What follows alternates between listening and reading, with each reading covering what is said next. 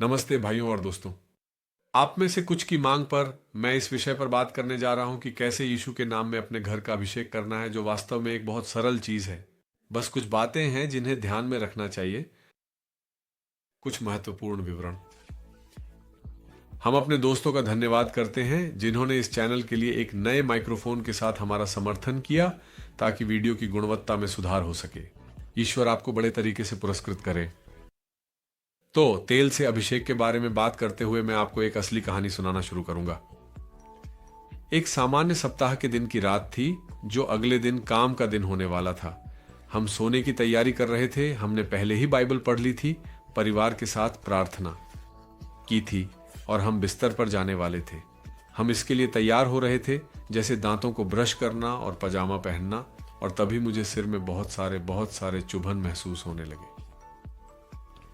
और तो और भगवान मुझसे सिर में चुभन के माध्यम से बात करते हैं। ये आध्यात्मिक युद्ध के अंतर्दृष्टियां हैं। उदाहरण के लिए, एक बार भगवान मुझसे बात कर रहे थे कि कोई अगले दिन मरने वाला है, और मुझे सिर में बहुत सारे चुभन महसूस हो रहे थे, और मैं एक विशेष व्यक्ति के लिए पुकारने और मध्यस्थता करने का अंतर्दृष्टि महसूस कर रहा था, क्योंकि वह व्यक्ति उद्धार नहीं हुआ था। जब मैं चोरों के खतरों में रहा हूं, तब भी मैंने सिर में चुभन महसूस की है, या विभिन्न परिस्थितियों में ऐसे ही भगवान मुझसे बात करते हैं। और यह आध्यात्मिक युद्ध से संबंधित है, शैतान की योजनाओं को नष्ट करने के बारे में। हमारे खिलाफ प्रार्थना में दानवों को डांटना, उन्हें बांधना और यीशु के नाम में बाहर फेंकना आदि। मुझे सिर में बहुत तीव्र चुभन महसूस हो रहे थे, और मैं प्रार्थना कर रहा था, लेकिन ये चुभन नहीं जा रहे थे। मैंने डांटा, लेकिन ये नहीं हट रहे थे। मैं वही कर रहा था जो मैं सामान्यतः करता हूं जब भगवान मुझे सिर में चुभन के साथ अंतर्दृष्टियां देते हैं, लेकिन ये काम नहीं कर रहा था। तो मैं प्रार्थना कर रहा था, पूरे प्रार्थना कर रहा था, और मुझे पता है कि जब ये चुभन लगातार और स्थायी होते हैं तो यह कुछ गंभीर होता है, ये कुछ नाजुक होता है, और मुझे ध्यान देना चाहिए। और ऐसा ही हुआ। ये काफी देर तक चला, लेकिन मुझे सोने के लिए जाना था। और सोने से पहले पवित्र आत्मा ने मुझसे बहुत स्पष्टता से कहा, मुझसे बात की और कहा, अपने घर का अभिषेक करें तेल से। मैं आज्ञाकारी रहा। मैं जैतून के तेल की बोतल लेने गया,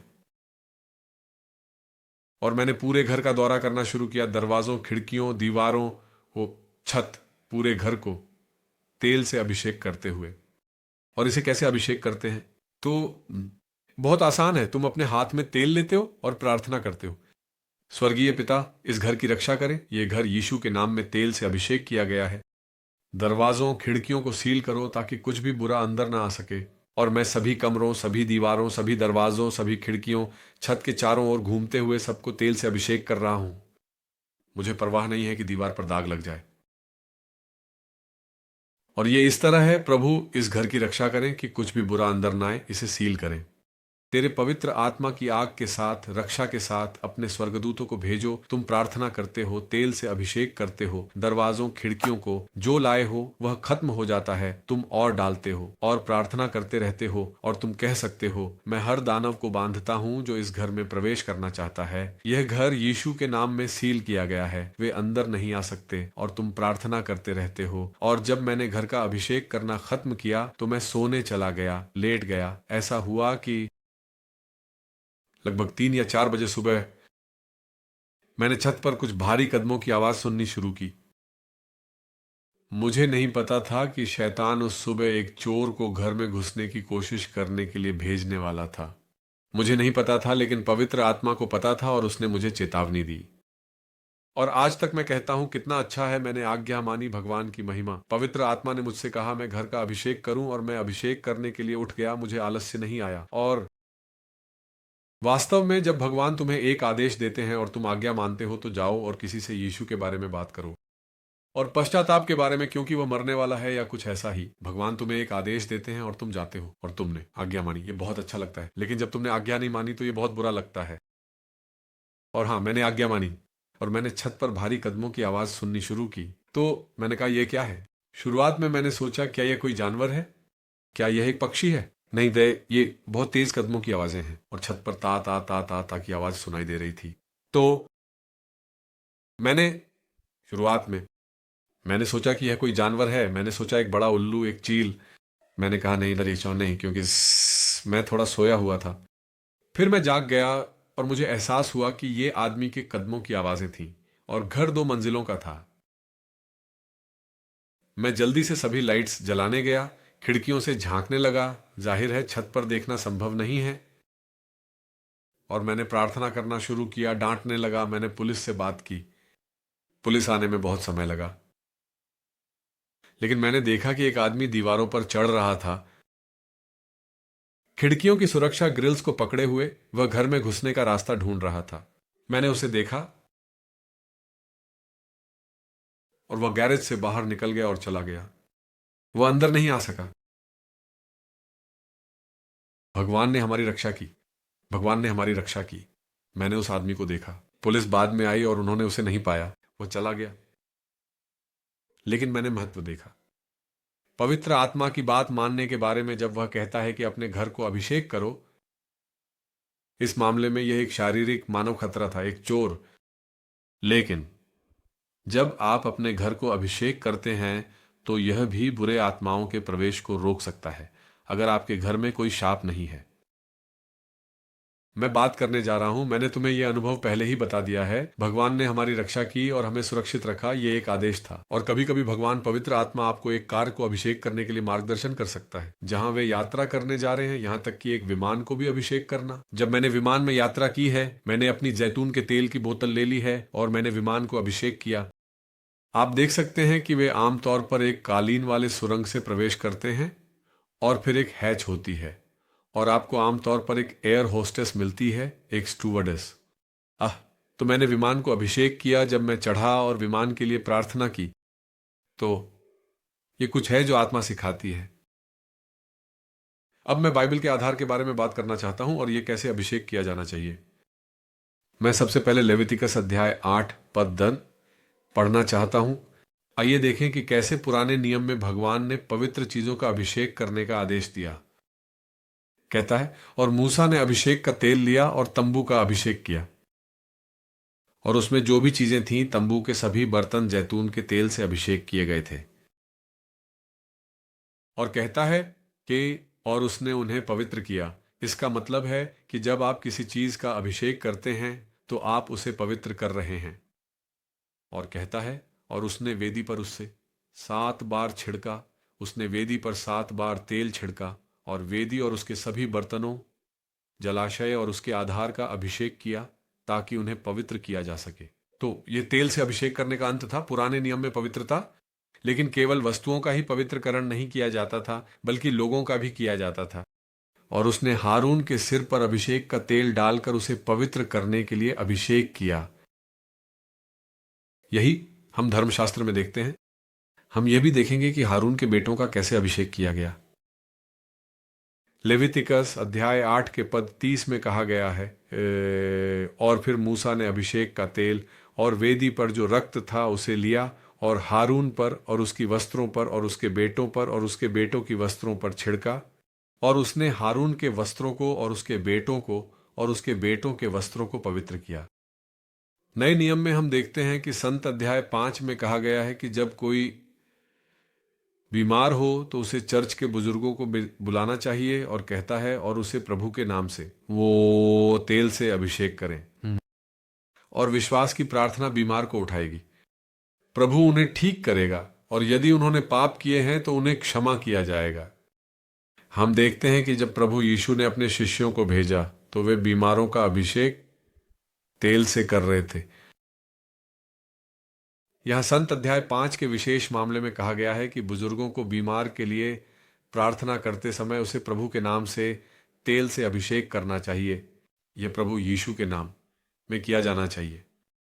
हम निर्गमन अध्याय 40 पद 9 में भी देखते हैं, और तुम अभिषेक का तेल लोगे और तंबू और उसमें जो कुछ है उसका अभिषेक करोगे, और तुम इसे उसके सभी बर्तनों के साथ पवित्र करोगे और तुम पवित्र हो जाओगे।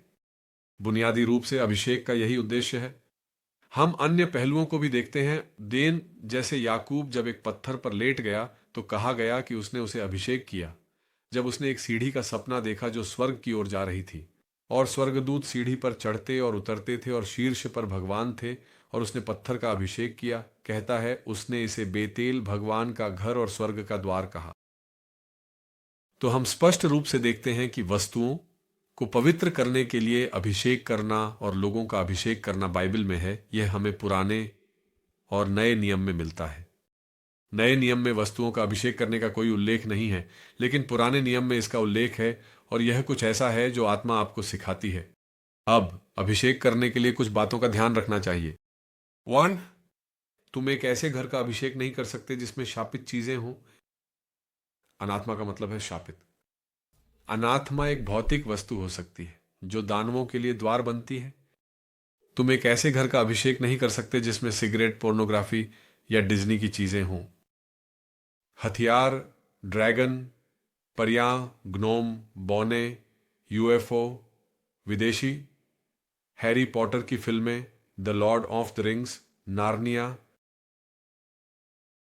Hello Kitty, Pikachu, the Simpsons, Spiderman, Batman, Superman, गंदे जापानी कार्टून, नई युग की चीजें, फेंग शुई, रे की, कैपोएरा, यह शापित है और ये सब दानवों के लिए द्वार हैं। कैथोलिक मूर्ति पूजा, माला, क्रूस, स्कैपुलर, मैरी की पेंटिंग, जूडस के पिता, जूडस ऑफ एंजल्स, खोपड़ी, भूतों की राख, बौने। अरे ओ, अनाथमा कई चीजें हो सकती हैं, लेकिन ये ऐसी चीजें हैं जो दानव तुम्हारे घर में घुसने के लिए इस्तेमाल करते हैं। अगर तुम्हारे पास शापित चीजें हैं तो एक घर का अभिषेक करने से तुम्हें कुछ नहीं मिलेगा। शापित चीजें वो कपड़े हैं जो किसी समलैंगिक, किसी लेस्बियन, किसी हत्यारे या किसी गर्भपात करने वाले के थे। जो भी अशुद्ध छूता है वह अशुद्ध होगा, यह लिखा है। तुम्हें शापित चीजों को नष्ट करना होगा। शापित चीजें बेची नहीं जाती और इन्हें रखा नहीं जाता, इन्हें नष्ट किया जाता है। और आत्मा भी तुम्हें अनाथमा को नष्ट करना सिखाती है। डिज्नी की सारी चीजें, उनकी कार्टून, बच्चों के खिलौने, यहां तक कि डिज्नी के बंदरों वाले टूथब्रश, ये सब अनाथमा है। और तुम्हारे लिए कोई फायदा नहीं होगा अगर तुम अभिषेक करो, क्योंकि इसका आध्यात्मिक दुनिया में कोई मूल्य नहीं होगा जब शापित चीजें होंगी, क्योंकि शापित चीजें दानवों के लिए तुम्हारे घर और तुम्हारी जिंदगी में घुसने का कानूनी अधिकार है। मेरे घर में कुछ चीजें ऐसी रही हैं जो मैंने अनजाने में डाल दी थी और पवित्र आत्मा ने मुझे डांटा और सिखाया, निकालो, जैसे कि स्नूपी। मुझे नहीं पता था कि वो चार्ली ब्राउन का बंदर शापित था। मुझे नहीं पता था, आत्मा ने मुझे ये सिखाया। और भगवान तुम्हें ये सब निकालना सिखाते हैं। तो पहला कदम, अगर तुम अपने घर का अभिषेक करना चाहते हो तो वो शापित चीजें निकालो, और जब तुमने उन्हें निकाल दिया, नष्ट कर दिया, तो माफी मांगो। पिता से यीशु के नाम में माफी मांगो और उससे कहो, हे भगवान, अगर कोई शापित चीज है तो मुझे इसे निकालने के लिए प्रकट कर, क्योंकि शापित चीजें तुम्हारे घर को परेशान कर देती हैं। ये दानवों के लिए खुले दरवाजे हैं। फरिश्ते हट जाते हैं, भगवान की सुरक्षा चली जाती है। तुम्हारा घर और तुम्हारी जिंदगी परेशान हो जाती है। बिल्कुल। अनाथमा वह है जो एक अलग सुसमाचार की घोषणा करता है, जैसे कि गलातियों में लिखा है। बिल्कुल, तुमने शापित चीजें निकाल दी हैं, अब जैतून का तेल इस्तेमाल करो। सूरजमुखी का तेल या किसी अन्य प्रकार का खाना पकाने का तेल नहीं इस्तेमाल किया जाता। जैतून का तेल इस्तेमाल किया जाता है, क्योंकि यही एस्क्रिटूरा में लिखा है। क्या होगा अगर तुम एक घर किराए पर लेने जा रहे हो? तुम्हें नहीं पता कि वहां कौन रहा, तुम्हें नहीं पता कि क्या वहां किसी की हत्या हुई, तुम्हें नहीं पता कि क्या वहां व्यभिचार हुआ, तुम्हें नहीं पता कि वहां जादू टोना किया गया था या नहीं। जाहिर है कि दीवारों पर दानव चिपके हो सकते हैं। पुराना नियम सिखाता है कि कुछ वस्तुएं ऐसी थीं जिन्हें बस शुद्ध नहीं किया जा सकता था और उन्हें नष्ट करना पड़ता था। इसलिए तुम्हें नहीं पता कि क्या किसी घर में पाप किया गया था जहां तुम किराए पर रह रहे हो। कोई पहले वहां रहा था और तुम घर का अभिषेक कर सकते हो जब तुम पहली रात वहां सोने से पहले प्रवेश करते हो। जरूर माफी मांगो, हे भगवान, इस स्थान को पवित्र करो, हर बुरी उपस्थिति को हटा दो जो हो सकती है। और जब तुम प्रार्थना कर रहे हो, तुम अधिकार लेते हो। मैं हर बुरे आत्मा को जो दीवारों, फर्श, छत या इस घर में है, यीशु के नाम में बांधता हूं और यहां से बाहर निकालता हूं। ये घर भगवान की उपस्थिति, पवित्र आत्मा की उपस्थिति से पवित्र किया गया है, यीशु के नाम में। और मैं इस घर में जो भी दानव की उपस्थिति हो सकती है, उसे आदेश देता हूं कि वह यीशु नासरत के नाम में बाहर निकल जाए। और जो अंदर आना चाहते हैं वे नहीं आ सकते, वे अंदर नहीं आ सकते। ये घर यीशु के नाम में सील किया गया है, भगवान की सुरक्षा के साथ। हे भगवान, हमारे चारों ओर और तेरी महिमा के भीतर आग जल रही है और तुम कमरों, छतों में अभिषेक कर रहे हो। इस तरह से जादू टोना, जादूगरी, शैतानवाद, काली जादू, दानवों का पास आना संभव नहीं है।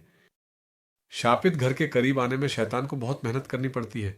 दानव कमजोर महसूस करने लगते हैं, वे कमजोरी महसूस करने लगते हैं। वे शक्ति खो देते हैं, वे पास नहीं आ सकते। पवित्र आत्मा की आग अदृश्य आध्यात्मिक दुनिया में देखी जाती है। जहां तुमने तेल लगाया वहां भगवान की आत्मा की आग भर जाती है। और यह तब होता है जब आप अभिषेक करते हैं। अब यह मुख्य रूप से सुरक्षा के लिए भगवान की आत्मा का एक निर्देश है। हम अंधकार के साम्राज्य के खिलाफ एक आध्यात्मिक युद्ध में हैं। यीशु ने उन्हें क्रूस पर पराजित किया, लेकिन निश्चित रूप से रात के हमले होते हैं, बिल्कुल। और यह एक बहुत अच्छा आदत है कि आप अपने बच्चों का अभिषेक करें। जैतून के तेल को लें और इसे उनके सिर पर यीशु के नाम में लगाएं। जब आप अभिषेक करते हैं तो क्रॉस नहीं बनाए जाते। यह कैथोलिकों का है। क्रॉस नहीं बनाए जाते, बस तेल लगाया जाता है, बस इतना ही। इससे सावधान रहो। यदि आप अपने बच्चों पर, अपनी पत्नी पर थोड़ा सा तेल लगाते हैं, या अगर आप अकेले रहते हैं और आपके घर में आप ही एकमात्र ईसाई हैं, तो आप भी अकेले ही तेल लगा सकते हैं। उनकी रक्षा करो, मेरे बेटे की, मेरी पत्नी की, कि दानव ना आए। बुरे सपने लाने या किसी भी प्रकार के हमले से उनके विचारों की रक्षा करो, उन्हें सुरक्षित रखो। भगवान तेरे शैतानी हमले को रोक। अपने बच्चों, अपने छोटे बच्चों का अभिषेक करो, अपनी पत्नी का अभिषेक करो। यह कुछ ऐसा है जो पवित्र आत्मा सिखाता है। यह आध्यात्मिक युद्ध का एक हिस्सा है। यह बाइबल में है, यह पुराने नियम में है, यह नए नियम में है। यह बीमारों के लिए प्रार्थना करने के लिए भी किया जाता है। यीशु का हर शिष्य के पास अपने घर में एक छोटी सी जैतून के तेल की बोतल होनी चाहिए। और आप इसे देख सकते हैं। प्रेरित लोग बीमारों का अभिषेक करते थे तेल से, और वे यीशु के नाम में ठीक हो जाते थे। जब आप ये करेंगे तो भगवान का आत्मा आपको आध्यात्मिक युद्ध की जीत के बारे में अद्भुत चीजें प्रकट करेगा। तो आप एक ऐसे घर का अभिषेक नहीं कर सकते जिसमें बुरे विषय हों। और क्या होगा अगर आप अपने घर में एकमात्र व्यक्ति हैं, सिवाय आपके घर में आप ही एकमात्र हैं जो यीशु से प्यार करते हैं, आप ही एकमात्र हैं जो अपने पापों से पछताए हैं, और आपके पति, आपका परिवार मूर्ति पूजा करते हैं, उनके पास शराब की बोतलें हैं, उनके पास बदसूरत किताबें हैं, उनके पास बुरी संगीत है, उनके पास यह हिंदू हाथी, पिरामिड, पागान धर्मों की पूर्वी चीजें जो दानवों के लिए दरवाजे खोलती हैं, सांपों के चित्र, और वे तुम्हारे नहीं हैं। अगर आपने उन्हें कहा है और वे ध्यान नहीं देते, वे इसे निकालना नहीं चाहते, तो कम से कम अपना कमरा साफ रखें। मैं केवल अपना कमरा अभिषेक कर सकता हूं। अगर मैंने अपना कमरा साफ कर लिया है तो आप केवल अपना कमरा अभिषेक कर सकते हैं। लेकिन आप एक ऐसे घर का अभिषेक नहीं कर सकते जिसमें बुरे विषय हों। यह पाप के लिए आपको दोषी ठहराएगा। लेकिन मेरे परिवार वाले तो पागल हैं, वे पछताते नहीं, वे बुराई को निकालना नहीं चाहते। आप उन कमरों का अभिषेक नहीं कर सकते जिनमें बुरे विषय हों। मैं तुम्हें पाप के बारे में बताऊंगा। अपने कमरे का अभिषेक करो, अपने कमरे से बुरी चीजें निकालो। कुछ अजीब प्रतीक हैं। कई बार बहुत से लोग मुझे तस्वीरें भेजते हैं और मुझसे पूछते हैं, अरे क्या ये बुरा विषय है? कभी कभी मैं उन्हें कहता हूं, हाँ बिल्कुल ये बुरा विषय है, जैसे कि तुमने ध्यान नहीं दिया। और कभी कभी ऐसी और चीजें होती हैं जिनका आपको एहसास नहीं होता। और यह भी यहूदा कहता है कि यहां तक कि उनके मांस से, दूषित कपड़ों से भी नफरत करो। ये तो किसी ने मुझे एक झूठी धर्म से यह दिया, उसे फेंक दो, फेंक दो। शास्त्र कहता है कि यहां तक कि उनके मांस से, दूषित कपड़ों से भी नफरत करो। जैसे कि उन्होंने उन एप्रन को लिया जो पौलुस के शरीर को छू चुके थे और उन्हें बीमारों पर रखा, और बीमार ठीक हो गए और बुरे आत्माएं बाहर निकल गईं। यह भी उल्टा है। जो भी पवित्र को छूता है वह पवित्र हो जाएगा। आपके कपड़े, आपका घर, यदि आप प्रार्थना करने वाले पुरुष या महिला हैं जो बाइबल पढ़ते हैं, जो पवित्र आत्मा की उपस्थिति चाहते हैं, ईश्वर की उपस्थिति तुम्हारे कपड़ों पर चिपक जाएगी। ईश्वर की उपस्थिति उस कमरे में चिपक जाएगी जहां तुम हो, जहां तुम प्रार्थना करते हो। यह महसूस होता है। लेकिन अगर यह उल्टा है तो वह भी महसूस होता है। एक अधर्मी का कपड़ा, एक अधर्मी का कमरा जो शापित है, वह भी महसूस होता है। तो मैं जानता हूं कि जब आप एक ऐसे घर में रहते हैं जहां लोग ईसाई नहीं हैं, तो यह मुश्किल होता है। कम से कम अपने कमरे को पवित्र करो, अपने शयन कक्ष को पवित्र करो। अगर वे मूर्ति पूजा करना चाहते हैं तो वे जानेंगे। तुम्हें उन्हें बताना होगा कि यह पाप है, यह तो स्पष्ट है। लेकिन कम से कम तुम्हारा कमरा जो तुम्हारा है, और धीरे धीरे ईश्वर का आत्मा तुम्हें अनुभव दिखाएगा जहां तुम देखोगे कि कैसे दानव पास नहीं आ सकते, वे अंदर नहीं जा सकते। और यह करना कितना महत्वपूर्ण है। कई माताओं ने पवित्र आत्मा की मार्गदर्शना महसूस की है कि अपने बच्चों को अभिषेक करें, क्योंकि कोई दुर्घटना, अपराध या हिंसा होने वाली है, और वे उस अभिषेक की दिशा को महसूस करते हैं। और स्पष्ट रूप से एक बड़ा अभिषेक है जो पवित्र आत्मा का अभिषेक है, जो यीशु के सच्चे शिष्य और शिष्या पर बपतिस्मा के समय गिराया जाता है, पवित्र आत्मा और अग्नि के बपतिस्मा में। ईश्वर के आत्मा का अभिषेक जो तुम्हें यीशु मसीह की संपत्ति के रूप में सील करता है, यीशु का विशेष अधिकार। और जब तुम पवित्र आत्मा और अग्नि में बपतिस्मा लेते हो, जब ईश्वर के आत्मा का पवित्र अभिषेक तुम्हारे सिर पर गिरता है, तो तुम्हारे भीतर उपहार सक्रिय हो जाते हैं। कई उपहार हैं, 9 हैं, वह तुम्हें कुछ या अन्य दे सकता है। भाषाएं, भविष्यवाणी, चिकित्सा, चमत्कार, ज्ञान का उपहार, बुद्धि, भाषाओं की व्याख्या, आत्माओं का विवेचन आदि। तो मेरे भाइयों, मैं मानता हूं कि हर सच्चे ईसाई को, खासकर अगर वह एक पिता, एक माँ या कोई प्राधिकरण है, अपने घर को अभिषेक करना चाहिए। यह एक कर्तव्य है। उन्हें अपने बच्चों का अभिषेक करना चाहिए, उसे अपनी पत्नी का अभिषेक करना चाहिए, वाला उन चीजों का अभिषेक करना जो आपकी हैं। हमने पुराने नियम में पढ़ा है कि तंबू को जैतून के तेल से 7 बार अभिषेक किया जाता था, और यह कहता है कि ताकि इसे पवित्र किया जा सके। तो यह एक प्रथा है जिसे मैं बहुत सिफारिश करता हूं। यह कम प्रचारित है, यह कुछ है जो आत्मा सिखाता है। मुझे यह सिखाया गया, मैंने तुम्हें अपनी गवाही बता दी। और ऐसी चीजें हैं जो पवित्र आत्मा हमें सिखाता है, और हमें विजय पाने के लिए उनकी आज्ञा माननी चाहिए। जादूगर इस वीडियो से बहुत नाराज हैं क्योंकि उन्हें यह पसंद नहीं है कि पवित्र आत्मा से भरे ईसाई अपने घरों का अभिषेक करें, क्योंकि वे घरों पर जादू नहीं कर सकते। यीशु के नाम में अभिषेक किया गया। शैतान इस वीडियो से बहुत नाराज है क्योंकि वह रात में आत्माओं को भेजता है जो उन शापों के माध्यम से घरों में प्रवेश करते हैं। बारबी, वो, पोकेमॉन, पिकाचू, आजकल कई आधुनिक झूठे ईसाइयों के पास जो भी बेकार चीजें हैं। राक्षस रात में उन घरों में प्रवेश करते हैं और उनके बच्चों को अविश्वासी, विद्रोही, वैवाहिक विवाद में डाल देते हैं, और वे प्रवेश करने के लिए उन दरवाजों की तलाश करते हैं। लेकिन एक अभिषिक्त घर जो साफ है और जिसमें कुछ भी अतिरिक्त नहीं है, दानव उसमें प्रवेश नहीं कर सकते, वे बच्चों पर प्रभाव नहीं डाल सकते, विवाह को नुकसान नहीं पहुंचा सकते, वे बस प्रवेश नहीं कर सकते। इसलिए यही विषय उन्हें परेशान करता है। हम एक युद्ध में हैं और हमें समझना होगा कि कैसे व्यवहार करना है, क्योंकि हम एक आध्यात्मिक दुनिया में जीते हैं। हालांकि हम मांस में चलते हैं, लेकिन हम मांस में नहीं लड़ते, क्योंकि हमारी सेना के हथियार मांस के नहीं हैं, बल्कि परमेश्वर में शक्तिशाली हैं किलों को नष्ट करने के लिए। मैं इसे राष्ट्रों के लिए गवाही के रूप में छोड़ता हूं। मैंने भगवान का हाथ और मेरे जीवन में अपराधियों, दुर्घटनाओं से भगवान की सुरक्षा देखी है। चोरों से सुरक्षा, अनेक प्रकार की सुरक्षा, चुड़ैलों से सुरक्षा, जादूगरों से सुरक्षा। हमने यीशु के नाम में शैतानवादियों के खिलाफ लड़ाई की है और हमने शक्ति देखी है। यीशु के नाम में किसी व्यक्ति या अपने घर का अभिषेक करने के लिए तेल का उपयोग करना। तो बहुत सारे सवाल हैं। क्या किसी जानवर का अभिषेक किया जा सकता है? बिल्कुल नहीं। यह घृणित बात है, क्योंकि ऐसे लोग हैं जो वास्तव में ऐसा करते हैं। एक भ्रष्ट समझ जो मुझसे पूछने आई है, क्या मैं अपनी बिल्ली, अपने कुत्ते का अभिषेक कर सकता हूं? यह किस तरह का सवाल है? यह एक भयानक घृणित बात है। क्या केवल अभिषेक किया जा सकता है? क्या तुम्हारे घर का अभिषेक किया जा सकता है क्योंकि तुम उसमें रहते हो? तुम्हारी व्यक्ति, तुम्हारे बच्चे, ये किया जा सकता है, इसीलिए सावधान रहो। ये एक घृणित बात है किसी जानवर का अभिषेक करना, कृपया, ये एक घृणित बात है और इन सभी विकृत मानसिकताओं की कड़ी निंदा की जानी चाहिए। ये कैसे संभव है?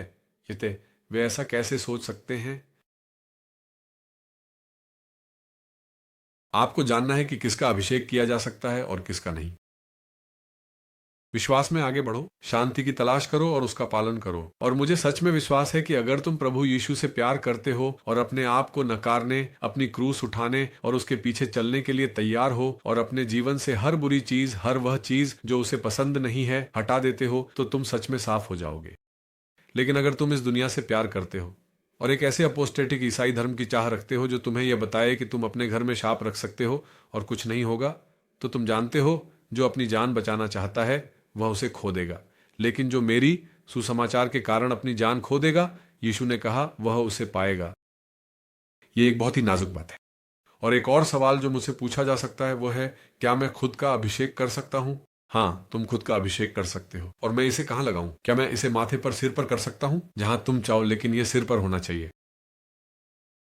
क्या मैं बीमार के लिए प्रार्थना करने से पहले अपने हाथों का अभिषेक कर सकता हूँ? बिल्कुल। या मैं बीमार पर तेल डालूं? दोनों। तुम अपने हाथों पर तेल लगा सकते हो और प्रार्थना कर सकते हो, या तुम बीमार के सिर पर तेल डाल सकते हो। क्या मैं किसी भी बीमार पर तेल डाल सकता हूँ? नहीं, तुम किसी भी बीमार पर तेल नहीं डाल सकते। किस किस को हाँ और किस किस को नहीं? उन बीमारों को जो सच में पछताते हैं और जो यीशु को पुकारते हैं, उन पर विश्वास करते हैं। तो उदाहरण के लिए अगर हम सड़क पर जाते हैं तो कभी कभी मैं अपनी तेल की बोतल ले जाता हूँ और मैं एक ऐसे व्यक्ति को देखता हूँ जिसने गले में मूर्ति पूजा लटकाई हुई है। सावधान रहो, किसी पर भी हाथ नहीं रखना चाहिए। बाइबल कहती है कि हाथ को हल्के में न लगाओ ताकि तुम दूसरों के पापों में भागीदार न बनो। अगर तुम किसी ऐसे व्यक्ति पर हाथ रखते हो जो पछताया नहीं है, तो भगवान तुम्हें उसके पाप के लिए दोषी ठहराएगा। तो किसी पर भी हाथ नहीं रखना चाहिए। उदाहरण के लिए जब हम सड़क पर किसी को देखते हैं जो मूर्ति पूजा कर रहा है, तो हम उसे बताते हैं कि यह उसकी मूर्ति पूजा है जो भगवान को पसंद नहीं है। क्या तुम पछताते हो? इसे उतार दो। वह इसे उतारता है, फेंक देता है और बीमार है। क्या तुम चाहते हो कि हम तुम्हारे लिए प्रार्थना करें? हाँ, हम तुम्हें तेल से अभिषेक कर सकते हैं, लेकिन उस मूर्ति पूजा के लिए माफी मांगो और इसे फिर से मत पहनना। और जब हम एक विनम्र पछताए हुए दिल को देखते हैं तो हम उस पर हाथ रखते हैं और उसे तेल से अभिषेक करते हैं। सावधान रहो, बिना पछताए, बिना परिवर्तित हुए लोगों को तेल से अभिषेक मत करो जो अभी भी मूर्ति पूजा कर रहे हैं। उदाहरण के लिए हाथ को हल्के में न लगाओ ताकि तुम दूसरों के पापों में भागीदार न बनो। अगर तुम किसी ऐसे व्यक्ति पर हाथ रखते हो जो पछताया नहीं है, तो तुम्हें दूसरों के पाप का दोषी ठहराया जा सकता है। यह सही शिक्षा है और स्पष्ट रूप से किसी भी व्यक्ति से मन हाथ मत लगवाओ। कई लोगों ने हमें लिखा है कि उन्हें भयानक समस्याओं का सामना करना पड़ा क्योंकि उन्होंने गंदे लोगों से हाथ रखने दिया और उन्होंने उन पर बुरी चीजें स्थानांतरित कर दी। भगवान ने उन्हें दंडित किया और उन्हें बहुत बुरा हुआ। देखो किस पर तुम हाथ रखवाते हो। किसी भी व्यक्ति से हाथ मत लगवाने दो, इससे सावधान रहो। तो ये विषय है गिरजाघर, ध्यान दो। आध्यात्मिक रूप से बढ़ना जरूरी है क्योंकि यह एक ऐसा विषय है जिसे कई लोगों को पहले से ही समझ लेना चाहिए। पिता, पुत्र, यीशु मसीह और पवित्र आत्मा की महिमा हो। हम अगले वीडियो में मिलते हैं।